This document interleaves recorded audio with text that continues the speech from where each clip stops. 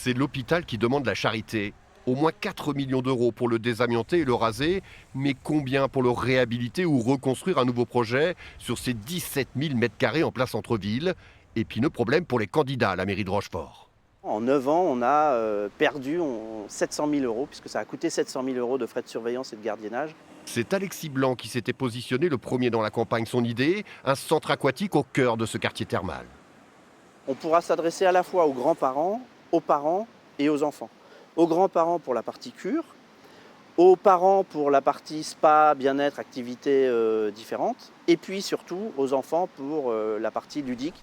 Sur le constat, en tout cas, tous les candidats en lice semblent d'accord.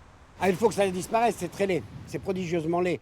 Dominique Drouin préconise de construire au sol des box et des places de parking et remet au goût du jour un vieux projet déjà évoqué pour l'hôpital Saint-Charles. Les commerçants du centre-ville réclament ces places de parking. Donc au rez-de-chaussée, on ferait un grand parking. Et à l'étage, on ferait aussi quelque chose qui manque à Rochefort.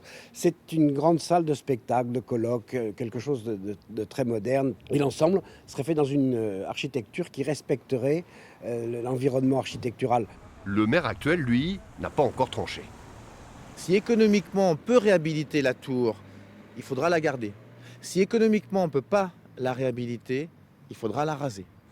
Hervé Blanchet réfléchit donc sérieusement à réhabiliter le site en anticipant la fusion des écoles d'infirmières de La Rochelle et Rochefort, soit près de 1000 étudiants, et le déménagement de certains services de la communauté d'agglomération.